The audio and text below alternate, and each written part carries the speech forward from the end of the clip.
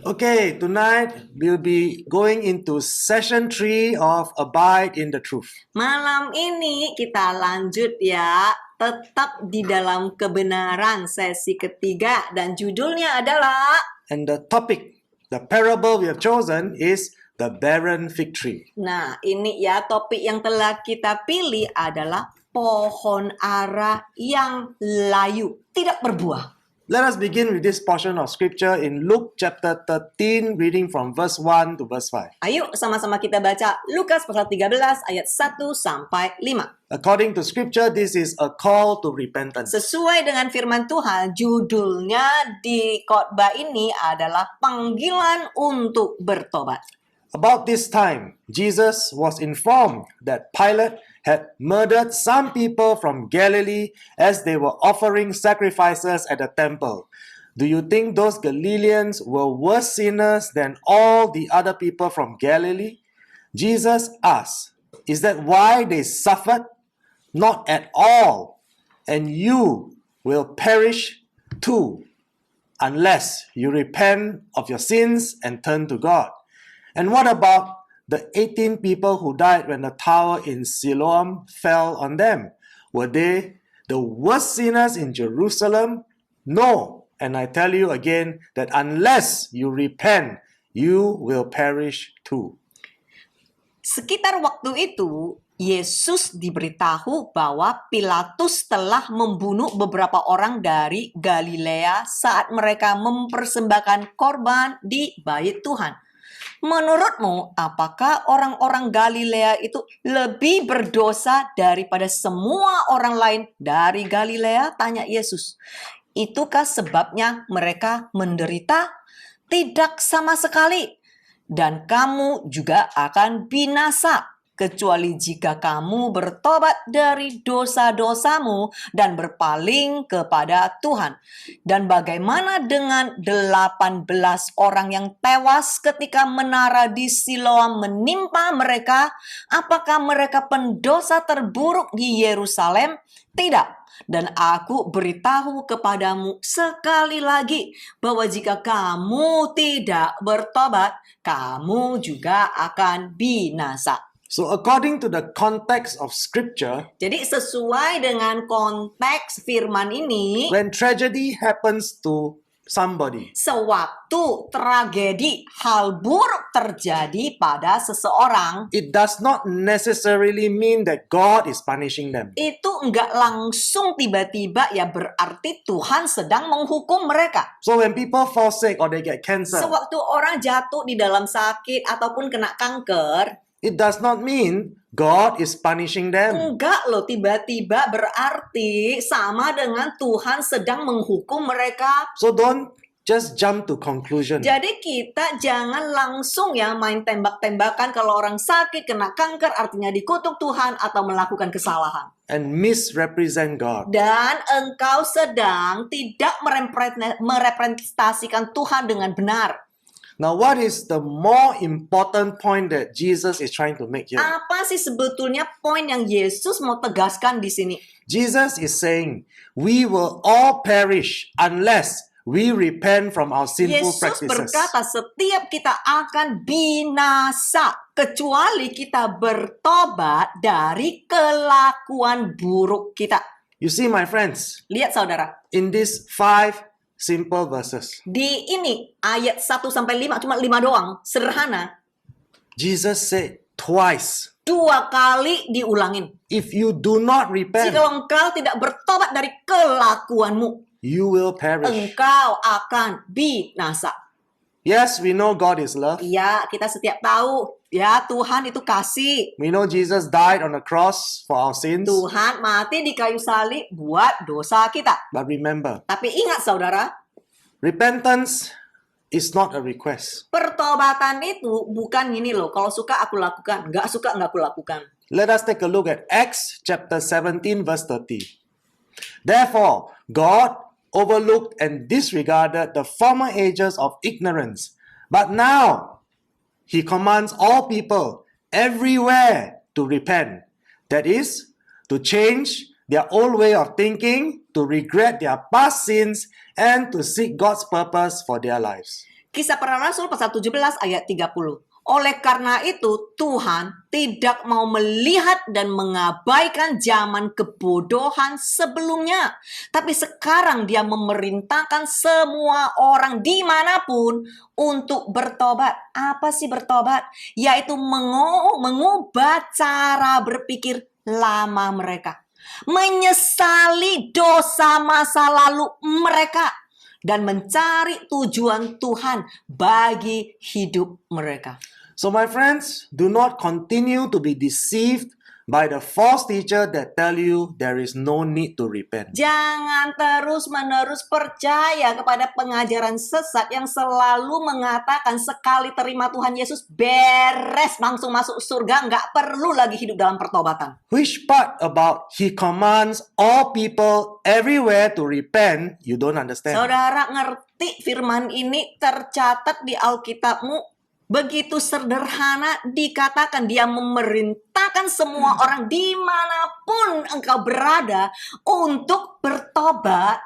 And this is written in the New Testament. Dan ini tercatat di perjanjian baru, saudara. So if you understand the context of scripture here, Jadi jikalau saudara mengerti konteks firman ini, you know that repentance is not a request. engkau juga tahu pertobatan atas kelakuanmu bukanlah pilihanmu. Repentance is a New Testament law and it is not negotiable. Sebab pertobatan atas kelakuanmu adalah hukum perjanjian baru yang tidak bisa dinego-nego jika engkau mau menjadi pengikut Kristus. Again in Acts 26:20, but I openly proclaim first to those at Damascus, then at Jerusalem, and throughout the region of Judea, and even to the Gentiles, that they should repent, change their inner self, their old way of thinking, and turn to God, doing deeds and living lives which are consistent with repentance. Kisah Para Rasul pasal 26 ayat 20 firman Tuhan berkata, tetapi aku pertama-tama mengumumkan secara terbuka kepada orang-orang di Damaskus,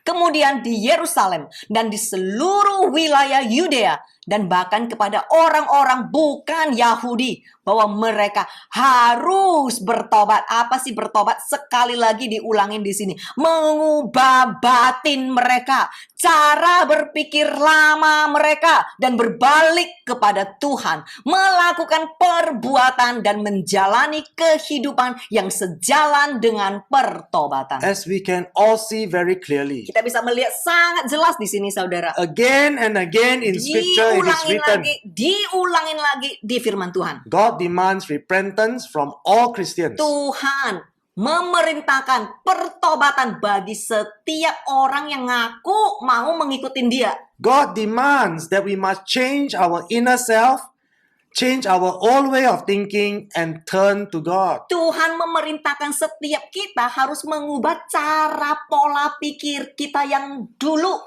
masa lalu, dosa kita, dan kita harus berpaling kepada dia. God demands that we live a life that is consistent with repentance. Tuhan memerintahkan agar setiap kita menjalani jalan yang sesuai dengan arahannya dengan pertobatan.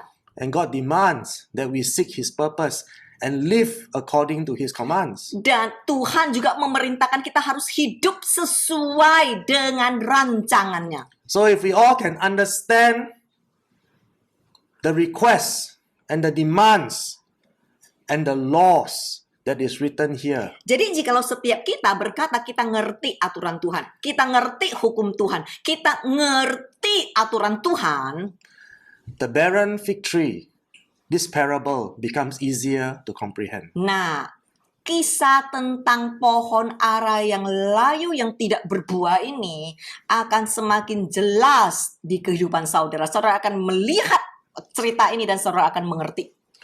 And now one more portion of scripture to confirm again that God demands repentance. Satu lagi ayat diulangin lagi, pertobatan adalah keharusan. My friends, please don't be mistaken. It's not that I want to keep repeating. Saudara jangan salah sangka ya, bukan aku itu ya, ulang terus, ngulang terus. There is a reason why God continues to repeat again and again and again. Ada loh sebabnya kenapa Tuhan sendiri diulangin lagi, diulangin lagi, diulangin lagi. Because God knows many Christians are stiff-necked. They are very stubborn. Sebab Tuhan juga tahu seberapa banyak Kristen yang keras kepala dan tidak pernah mau taat. But thank God that all of you here at RGM are very obedient. Tapi puji Tuhan, yang di RGM, semua yang taat setuju. You're obedient because you love Jesus. Engkau taat karena engkau sungguh-sungguh mengasihi Tuhan. Amin yang kencang. Now in Matthew 18:3, and this is what the Lord say, I assure you and most solemnly say to you, unless you repent, that is, change your inner self, your old way of thinking, live changed lives, and become like children, trusting, humble, and forgiving, you will never enter the kingdom of heaven. Matius pasal 18 ayat 3 dan berkata, Aku meyakinkanmu dan dengan sangat sungguh-sungguh mengatakan kepadamu, kecuali jika kamu bertobat. Diulangin sekali lagi, apa sih bertobat di sini? Yaitu mengubah batinmu, cara berpikirmu yang lama, menjalani kehidupan yang diubah dan menjadi seperti anak-anak. Apa sih maksudnya seperti anak-anak di sini? Orang yang percaya, rendah hati dan pemaaf, kamu tidak akan pernah masuk ke kerajaan surga.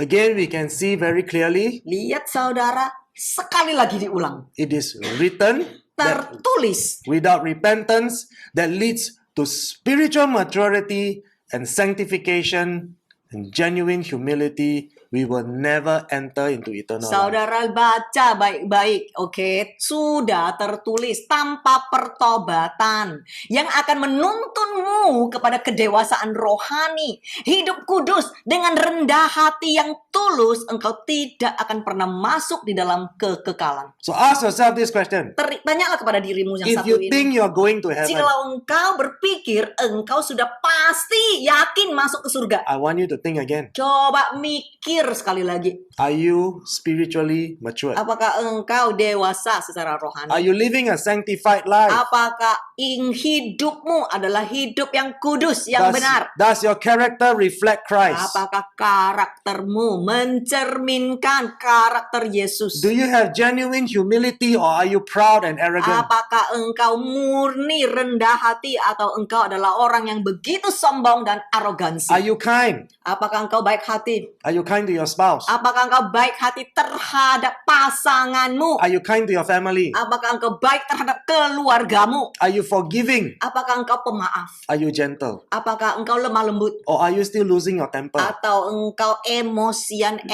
meledak terus tiap hari? Because if you still have pride and you're still losing your temper, Jesus said, you will never enter into eternal Sebab di life. sini dikatakan jikalau engkau orangnya emosian meledak-ledak terus dan begitu sombong, engkau tidak akan pernah masuk di dalam kehidupan So kekal. those of you who likes to get offended, Jadi untuk ini khusus orang-orang yang suka ngamuk, suka who still tersinggung, like to get angry, suka ngamuk, suka marah, who still cannot forgive, tidak pernah mau mengampunin. this is a warning from the Lord. Ini adalah peringatan dari Tuhan. Repent. Bertobatlah. Change your old way of thinking. Berubahlah cara berpikirmu yang lama. Let the word of God govern you and control your emotions. Izinkan firman mengaturmu dan menundukkanmu. Unless you comply, Di sini dikatakan kecuali engkau mengikuti aturan ini, you will never enter into eternal engkau life. tidak akan menerima kerajaan kekal. Now let us take a look at Luke chapter 13, reading from verse 6 to verse 9. This is the parable of the barren fig tree. Then Jesus told this story. A man planted a fig tree in his garden and came again and again to see if there was any fruit on it. But he was always disappointed. Finally, he said to his gardener, I have waited 3 years and there hasn't been a single fig. Cut it down. It's just taking up space in the garden. The gardener answered, Sir, give it one more chance. Leave it another year, and I'll give it special attention and plenty of fertilizer. If we get fixed next year, fine. If not, then you can cut it down. Lukas pasal 13 ayat 6 sampai 9. Ini adalah perumpamaan pohon ara yang tidak berbuah, yang layu. Kemudian Yesus menceritakan kisah ini. Seorang pria menanam pohon ara di kebunnya dan datang berulang kali untuk melihat apakah ada buah di atasnya. Tetapi dia selalu kecewa. Akhirnya dia berkata kepada tukang kebunnya, "Aku sudah menunggu 3 tahun dan tidak ada satupun buah ara. Potong itu hanya menghabiskan tempat di taman." Tukang kebun menjawab, "Pak, beri kesempatan sekali lagi. Biarkan 1 tahun lagi. Dan saya akan memberikan perhatian khusus dan banyak pupuk. Jika kita mendapatkan buah ara tahun depan, baiklah. Tetapi jika tidak, baru engkau menebangnya." So it is very clear for us to understand Jadi ini sangat jelas kita bisa mengerti the owner of the garden and that barren fig tree in this parable is God the Father. ya, jadi pemilik taman dan pohon ara yang tidak berbuah dalam perumpamaan ini adalah, ini ya pemilik taman ya, dari pohon ara ini ya adalah Tuhan Bapa kita. And we are the fig tree. Jadi kita itu ya pohon ara. Pohon ara itu perumpamaan tentang kita. Oke, jadi pemilik kebun adalah Allah Bapa. Let us take a look at Genesis chapter 1 verse 27. So God created man in his own image, in the image and likeness of God, he created him. Male and female, he created them. Kejadian pasal 1 ayat 27. Maka Tuhan menciptakan manusia itu menurut gambarnya. Menurut gambar dan rupa Tuhan diciptakannya. Laki-laki dan perempuan dia menciptakan mereka. So what is the relevance of this portion of Apa scripture sih today? hubungannya ayat ini di hari ini? You must understand that God is the one that made us. Engkau harus ngerti Tuhan yang menciptakan kita. God made us male and female. Tuhan menciptakan kita laki-laki atau perempuan. So according to scripture, the written law of God, there is no other gender accepted by God the Father. Jadi sesuai dengan kebenaran firman ini, engkau bisa melihat buktinya. Tuhan menciptakan cuman laki-laki atau perempuan. Di luar laki-laki yang ada tambah-tambahnya, di luar perempuan yang ada tambah-tambahnya, itu bukan ciptaan Tuhan. Any other thing is what the Bible call abomination. Yang di luar dari laki-laki tulen atau perempuan tulen adalah abominasi.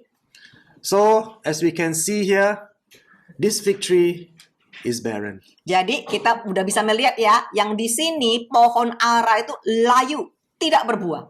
And God expects all of us to bear fruit. Ya, ini kan pohon ara itu kan kita kan, betul? Jadi di sini tukang kebun ini loh punya permintaan setiap pohon ara, yaitu setiap kita harus berbuah.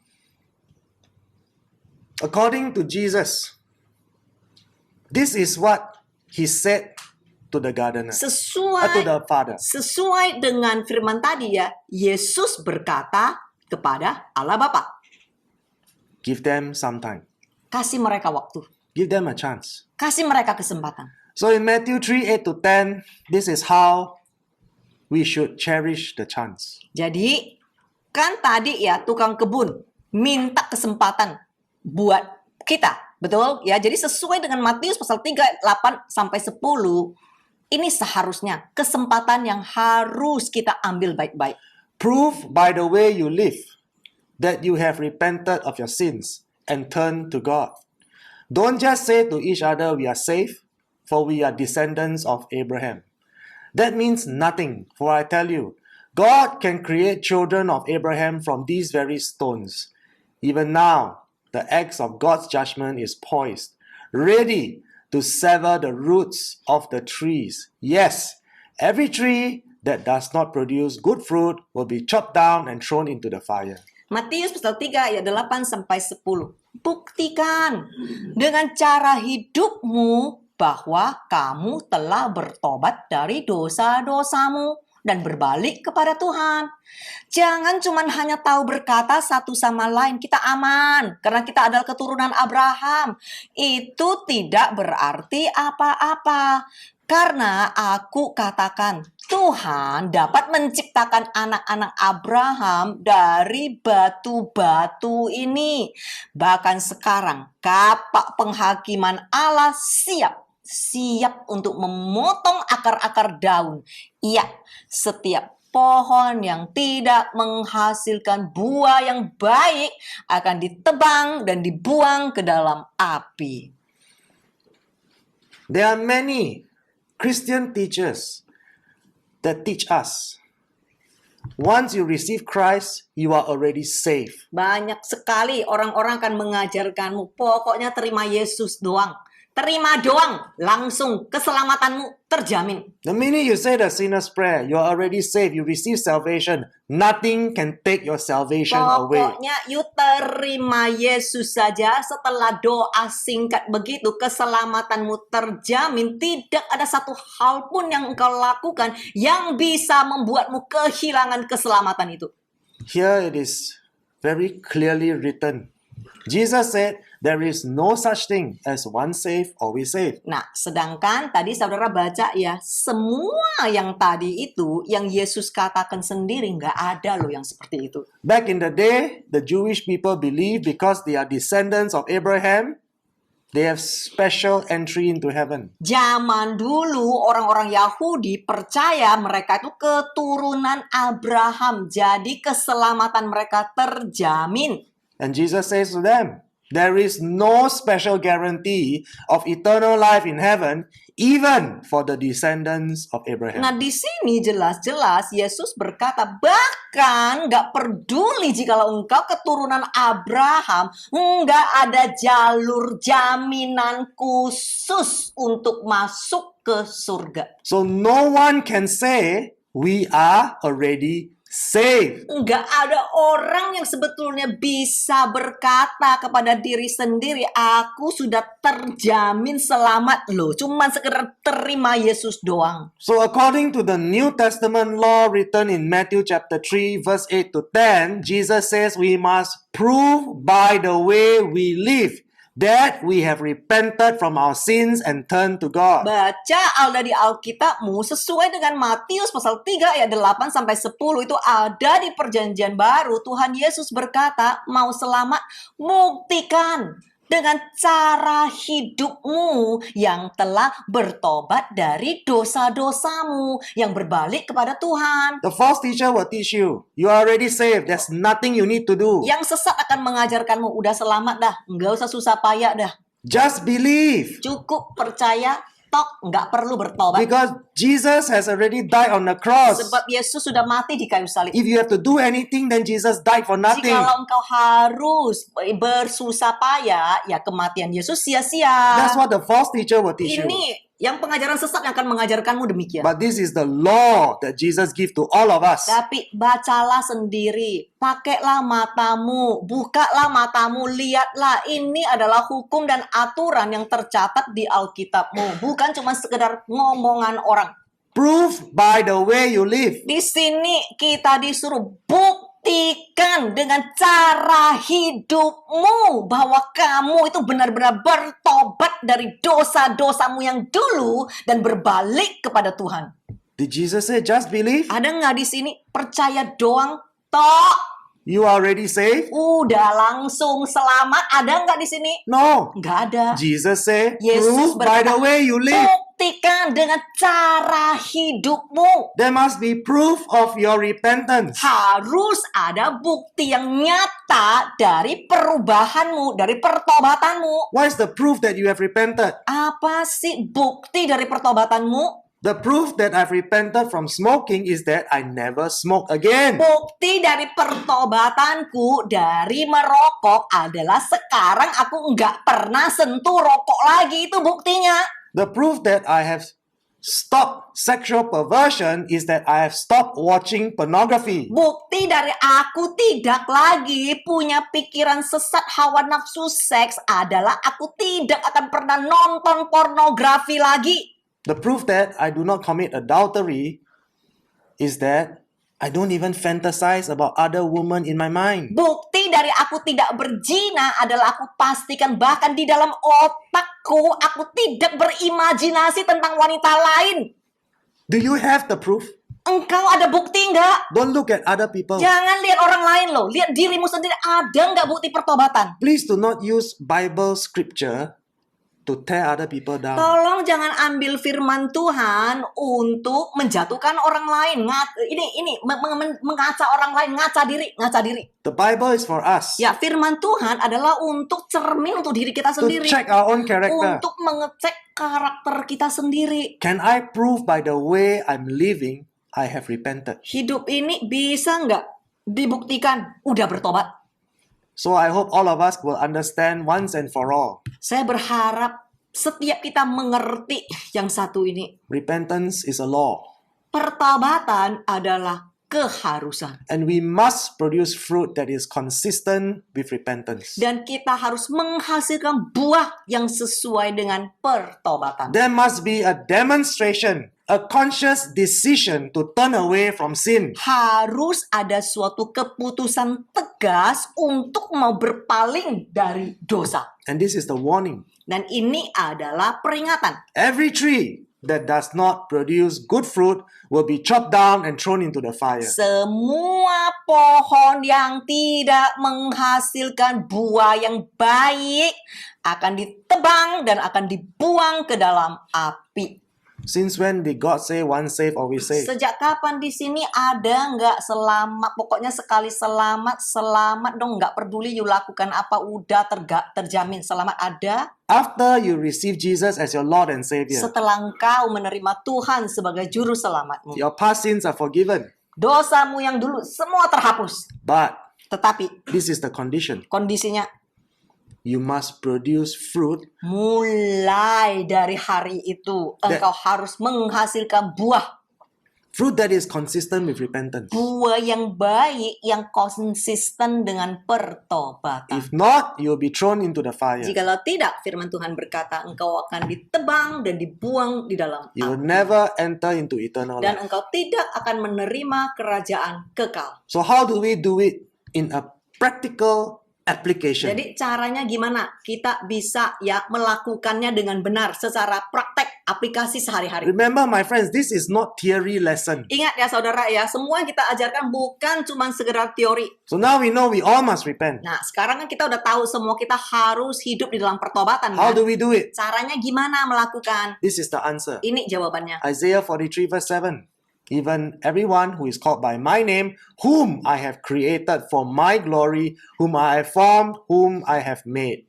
Yesaya pasal 43 ayat 7. Bahkan setiap orang yang disebut dengan namaku, yang telah kuciptakan untuk kemuliaanku, yang telah kubentuk, yang telah kujadikan. So we are created for the glory of God. Kita diciptakan untuk kemuliaan Tuhan. What does that mean? Apa sih artinya? It means our objective in life is to glorify God with our bodies. Artinya tujuan hidup kita cuman untuk memuliakan Tuhan dengan tubuh kita. Do we glorify God with our bodies? Apakah kita hidup ini memuliakan Tuhan dengan tubuh ini? Or do we continue to betray Jesus with our bodies? Atau selalu dengan tubuh ini kita mengkhianati Tuhan? Another reminder in 1 Corinthians 6, Satu 19 to lagi 20. peringatan di 1 Korintus pasal 6 ayat 19 sampai 20. Do you not know that your body is a temple of the Holy Spirit who is within you, whom you have received as a gift from God, and that you are not your own property? You were bought with a price. You were actually purchased with the precious blood of Jesus and made his own. So then, honor and glorify God with your body. Tidak tahukah kamu bahwa tubuhmu adalah bait Roh Kudus yang ada di dalam dirimu yang kamu terima sebagai pemberian dari Tuhan, dan bahwa kamu bukanlah milikmu sendiri, Kamu telah dibeli dengan satu harga. Kamu sebenarnya telah dibeli dengan darah Yesus yang berharga dan menjadi miliknya. Karena itu, hormati dan muliakan Tuhan dengan tubuhmu. So my friends, do you understand what this portion of scripture is saying to you? Saudara ngerti nggak apa sih maksud dari bagian firman ini? God is saying to us, Tuhan berkata kepada kita, I own you.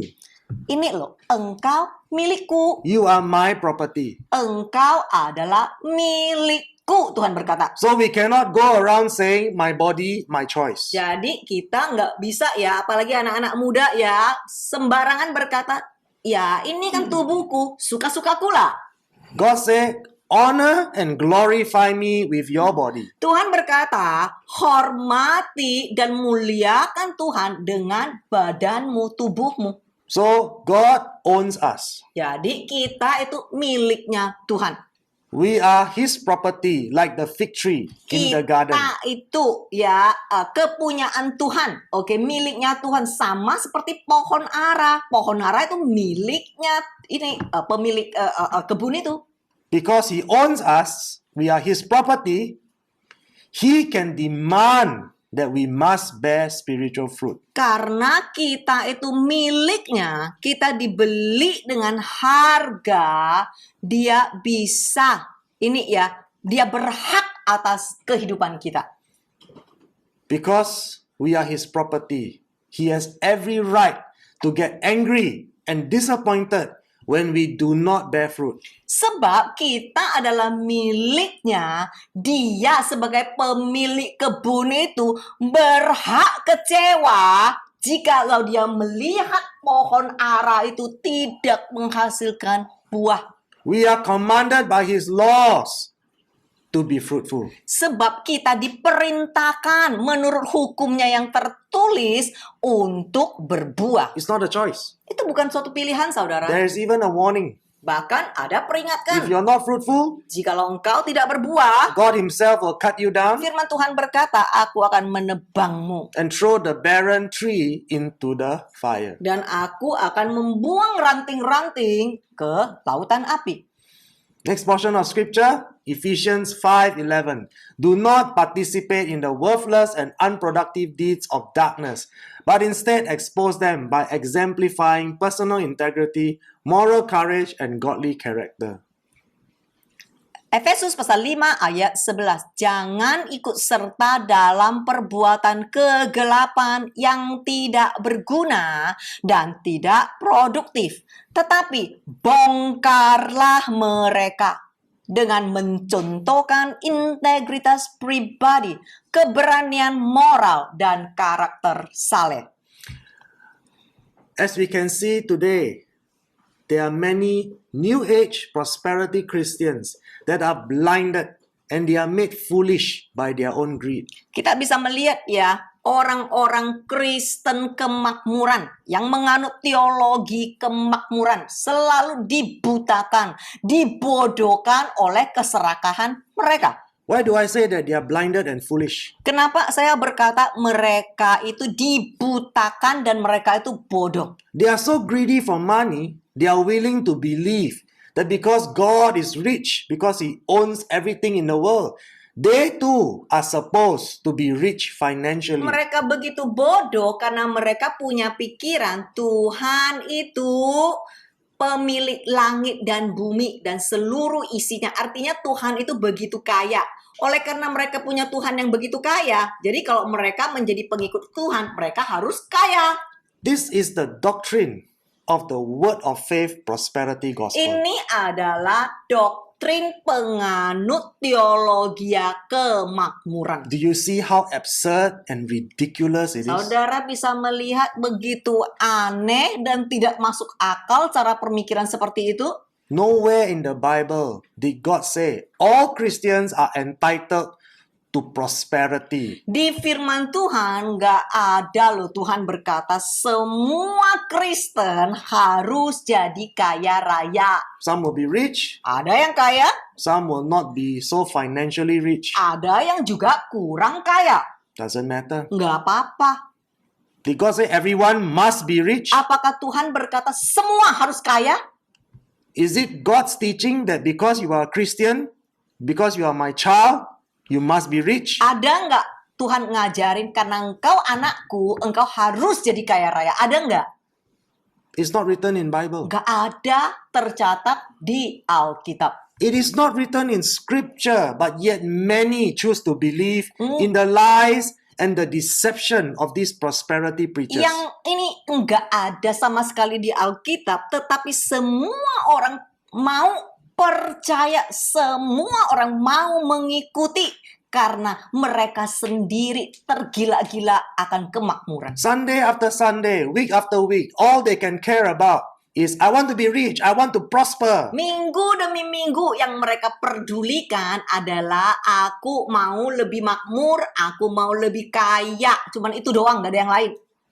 That is not written in scripture. Padahal itu jelas-jelas enggak tercatat di Alkitab. They don't find this kind of teaching boring.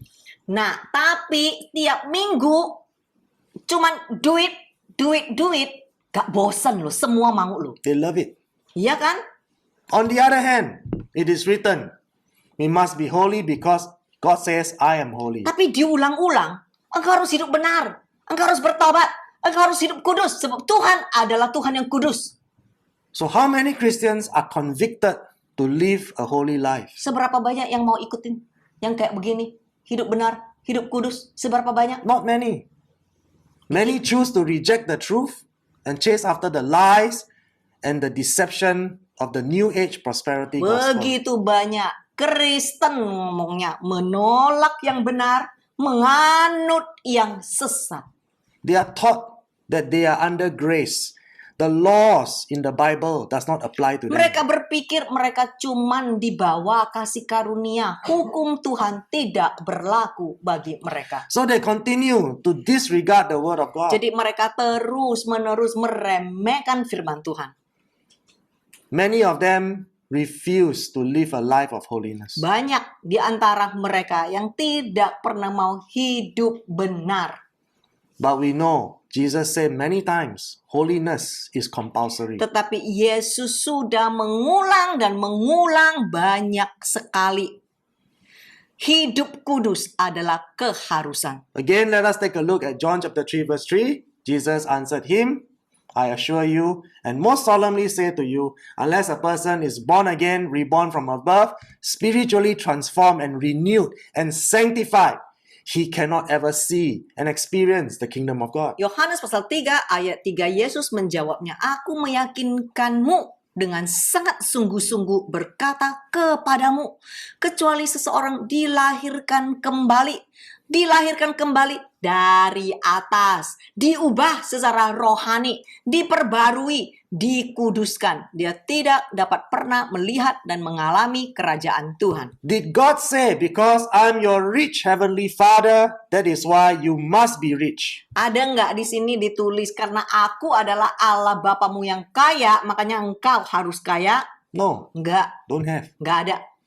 But God did say this. Tetapi Tuhan berkata yang ini, Unless you repent, kecuali engkau bertobat, unless you are spiritually transformed, kecuali engkau berubah secara rohani, unless you are spiritually renewed, kecuali engkau diperbarui di dalam rohmu, unless you live a sanctified life, kecuali engkau hidup kudus. meaning living in holiness, Ya, artinya hidup yang benar ya. you will never experience the kingdom of Engkau God. tidak akan pernah melihat ataupun mengalami kerajaan Tuhan. So you see, my friends, Lihat saudara. the context of this scripture here does not refer to penance. Jadi ya saudara ya, konteks dari firman ini tidak mengacu kepada menebus dosa. We know that we are not saved by our own good works and our own righteousness. Sebab kita tahu kita tidak bisa diselamatkan oleh perbuatan baik kita. We are saved by grace through faith. Kita diselamatkan oleh kasih karunia melalui iman. The good works that are expected of us is clearly written. Pekerjaan baik yang harapkan dari kita sudah tercatat dengan jelas. Even though we are saved by grace through faith, Bahkan jikalau kita itu diselamatkan dengan kasih karunia melalui iman, there must still be evidence of repentance and a spiritual transformation. tetap harus ada bukti pertobatan dan perubahan di dalam kerohanian. God did not say you are saved by faith through grace and do nothing. Tuhan gak pernah berkata engkau diselamatkan dengan kasih karunia lewat iman, setelah itu engkau berhenti tidak melakukan apa-apa. This is not the works of penance. Ya, ini bukan perbuatan ini yang menebus dosa kita ya. There must be spiritual maturity Tetapi adalah perbuatan yang dewasa secara that rohani. leads to a life of holiness. Yang menuntun kita mau hidup dalam kudus. When we are born again in holiness, there must be an evidence that we reject and abandon our old sinful nature. Sewaktu kita berkata kita itu lahir baru, harus ada bukti kita itu berubah. So what is the practical application every day that there is an evidence of our repentance? Jadi apa sih bukti dari pertobatan kita yang bisa kita lakukan setiap hari? How many Christians today actually practice and continue to practice Romans chapter 12 verse 1 and 2 every single day? Seberapa banyak Kristen terus-menerus setiap hari mempraktekkan Roma pasal 12 ayat 1 sampai 2 setiap hari. This is the evidence we are talking about. Ini loh, bukti dari pertobatan kita. Orang-orang yang berkata mereka bertobat, mereka akan mempraktekkan Roma pasal 12 ayat 1 sampai 2. Therefore, I urge you, brothers and sisters, by the mercies of God, to present your bodies, dedicating all of yourselves, set apart, as a living sacrifice, holy and well-pleasing to God, which is your rational, logical, intelligent act of worship. And do not be conformed to this world any longer with its superficial values and customs, but be transformed and progressively changed as you mature spiritually by the renewing of your mind, focusing on godly values and ethical attitudes, so that you may prove for yourselves what the will of God is, that which is good and acceptable and perfect in His plan and purpose for you. Roma pasal 12 ayat 1 sampai 2. Oleh karena itu, saudara-saudara, demi kemurahan Tuhan, aku menasihatimu untuk mempersembahkan tubuhmu, memisahkan dirimu, dikhususkan sebagai persembahan yang hidup, kudus dan berkenan kepada Tuhan, yang merupakan tindakan ibadahmu yang rasional, yang logis dan cerdas. Dan janganlah menjadi serupa dengan dunia ini, dengan nilai-nilai dan adat istiadatnya yang dangkal. Tetapi berubahlah dan berubah secara bertahap ketika kamu menjadi dewasa secara rohani dengan memperbarui pikiranmu, berfokus pada nilai-nilai ilahi dan sikap etis, sehingga kamu dapat membuktikan untuk dirimu sendiri apa kehendak Tuhan itu, apa yang baik dan yang dapat diterima dan sempurna dalam rencana dan tujuannya bagimu. When you read the parable of the barren fig tree, Sewaktu engkau membaca cerita pohon ara yang layu dan yang tidak berbuah, and then you try to relate to present day context, sewaktu engkau mengambil cerita ini, engkau melihat kondisi zaman sekarang. what do we see in that barren fig tree, which is us? Apa sih yang engkau lihat dari pohon ara ini? Ingat ya, pohon ara ini kita loh, kita. It is a representation of Christians today who refuse to repent and to bear fruit. Ya, pohon ara yaitu sedang menjelaskan Kristen zaman now yang tidak pernah mau bertobat dan yang hidup mereka tidak berbuah. It is referring to those Christians who go to church Sunday after Sunday, week after week, but refuse to be spiritually transformed and born again. Itu mengacu kepada orang-orang yang mengaku Kristen bisa pergi ke gereja minggu demi minggu, tetapi menolak untuk bertobat dan menghasilkan buah yang baik. And God is saying very clearly, Dan Tuhan berkata sangat jelas, if you are that barren fig tree, jikalau engkau adalah pohon ara yang layu itu, yang tidak berbuah itu, you are destined to perish. ya, takdirmu adalah kehancuran. Because God promised you, He will chop you down and throw you in the fire. Sebab Tuhan sudah berjanji kepadamu, Dia akan menebangmu dan Dia akan melemparkanmu ke lautan api. As we can see in the parable, God is the owner of the garden and He has waited 3 years. Jadi kita bisa lihat ya cerita ini, pemilik taman adalah Tuhan dan Dia telah menunggu selama 3 tahun. This 3 years is referring to the time of ministry when Jesus was here on earth in a human form, in a human body, teaching us His word, His truth, and His law. 3 tahun, kenapa 3 tahun? 3 tahun ini mengacu pada waktu Yesus ada di muka bumi ini, mengajarkan murid-muridnya. So Christ is the gardener that pleads with God on our behalf. Jadi Kristus adalah tukang kebun yang memohon kepada Tuhan demi kita. Jesus is hopeful. Let my word work in their hearts. Yesus berkata sedemikian, bolehkah izinkan firmanku menginsyafkan mereka? But nevertheless, we all know those who continue to reject Christ and His laws of holiness will perish in the fire. Makanya mereka yang terus-menerus menolak Kristus akan binasa dalam api. Romans 2:4-5. Don't you see how wonderfully kind, tolerant, and patient God is with you? Does this mean nothing to you?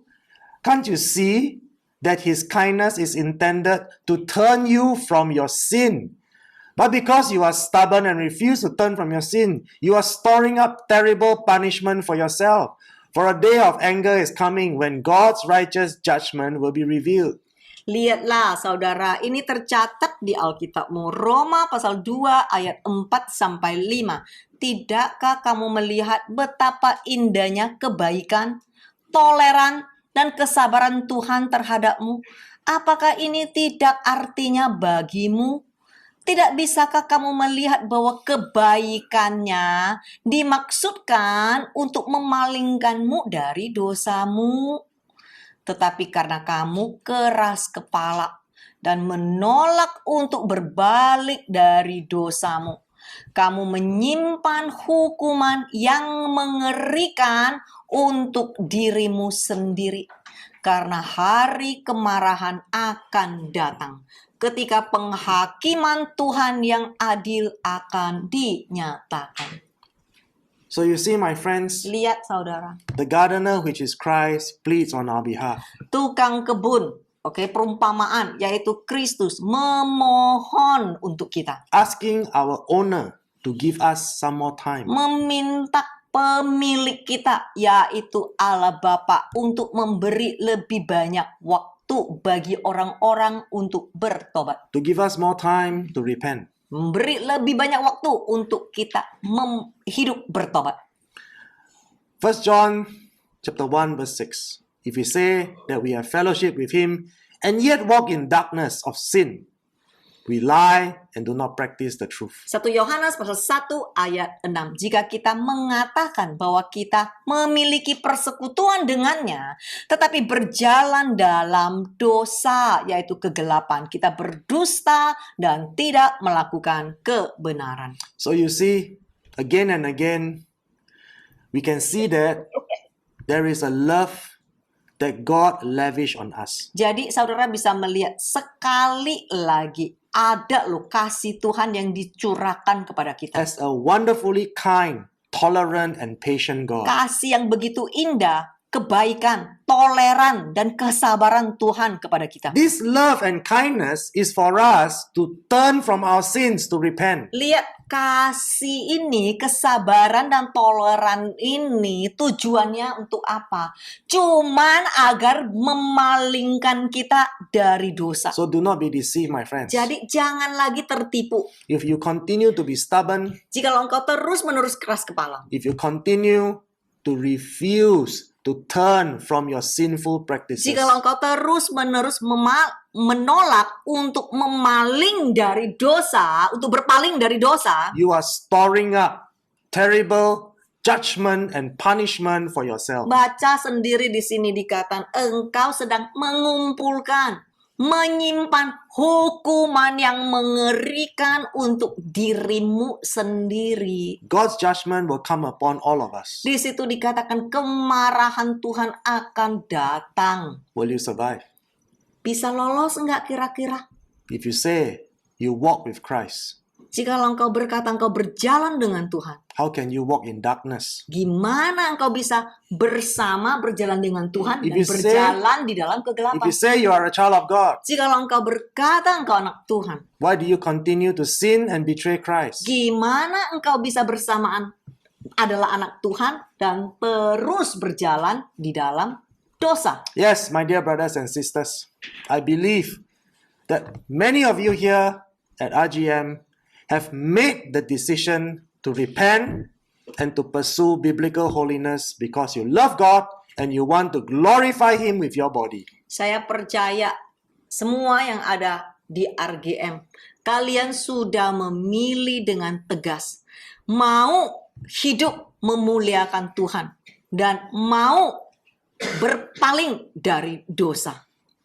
Because week after week, you come and listen to the same message of holiness. Sebab minggu demi minggu yang engkau dengar, yang engkau diajari adalah bagaimana engkau hidup kudus. That is the evidence to know that you are willing to repent and you are willing to glorify God with your body. Itulah buktinya. Kenapa saya berkata engkau berjuang untuk hidup benar, untuk hidup menyenangkan Tuhan. And personally, I'm very encouraged by your decision to honor God and glorify Him. Dan secara pribadi, saya sungguh-sungguh dikuatkan sewaktu saya tahu kalian benar-benar berjuang, mau hidup benar, menyenangkan Tuhan. But for those, many of you out there, Christians, who believe in the word of faith, prosperity gospel, I want to challenge you. Tetapi bagi orang-orang yang masih ngotot mau teologi kemakmuran, saya mau mengatakan kepadamu, If you have always believed in the lies and the deception of the Jikalau- New Age prosperity jikalau gospel, engkau terus percaya dan mau terus yang sesat-sesat, yang kemakmuran-kemakmuran, why not? For this one time, you try to repent. bisa nggak? Saya mau menyemangatimu. Sekali doang engkau coba bertobat. Even if you don't believe what I say, at least try to believe what is written in the Bible. Bahkan jikalau engkau tidak percaya apa yang aku katakan, coba boleh nggak engkau baca sendiri Alkitab, baca sendiri firman Tuhan, dan engkau coba percaya kepada firman yang engkau baca. God is saying to you, I love you. Come Tuhan back to me. berkata kepadamu, aku sungguh-sungguh mengasihimu dan mau memberi engkau waktu. Bertobat mau nggak? Balik mau nggak kepada kebenaran? I'm patient and I'm kind to you. Tuhan berkata dia itu baik hati, dia toleran, dia sabar agar engkau bisa berpaling dari dosamu. Come back to me. Baliklah kepadaku. Make a decisive decision today, my friends. Ambillah pilihan tegas hari ini, saudara-saudariku. Make a decisive decision to repent and to come back to Jesus. Ambillah keputusan tegas hari ini untuk mau bertobat dan balik kepada kebenaran. Mumpung saudara-saudari masih diberi kesempatan. Oh, okay. Ayo sama-sama kita berdoa. Father, we thank you for your word. We thank you for your wisdom. Terima kasih Tuhan atas firman-Mu dan hikmat-Mu. Lord, I pray that you continue to convict our hearts. Tolonglah Tuhan, teruslah insyafkan hati kami. Continue to guide us and teach us. Teruslah ajarkan kami ya Tuhan. Only you can bring conviction into our hearts. Cuman Engkau sendiri yang bisa menginsyafkan hati kita. Father, I pray you help us to obey your word. Tolonglah Tuhan agar kami mau taat kepada firman-Mu. Help us to surrender our pride and our arrogance to you. Tolonglah agar kami mau menyerahkan arogansi dan kesombongan kami. Teach us to obey your word. Ajarilah kami ya Tuhan agar kami mau taat kepadamu. Help us to adhere to your commands and your laws. Tolonglah agar kami melekat kepada firman dan aturan-Mu. We ask for healing. We ask for transformation. Sembuhkan kami Tuhan. Rubahkan kami ya Tuhan. Help us to achieve the spiritual maturity that will please your heart. Tolonglah agar setiap kami bangkit menjadi dewasa secara rohani dan memiliki hidup yang berkenan kepadamu. And I pray for all my brothers and sisters here Dan saya mau berdoa buat semua saudara-saudariku yang ada di sini. that, Father, you will not allow us to be the barren fig tree. Jangan izinkan yang ada di sini menjadi pohon ara yang layu dan tidak berbuah. I pray that you will nurture us and teach us that we will be fruitful. Didiklah setiap kami ya Tuhan dan ajarilah setiap kami ya Tuhan agar kami adalah pohon ara yang berbuah baik. And we thank you, Lord, with a grateful heart Terima kasih Tuhan dengan hati yang penuh dengan ucapan syukur. for your abundant provision and your spiritual prosperity. Penyediaan-Mu yang berkelimpahan dan kedewasaan rohani yang datang dari Engkau. And in Jesus' name, all of God's children say, Dan di dalam nama Tuhan Yesus, sama-sama yang menerima kami katakan, Amen. Amin, amin.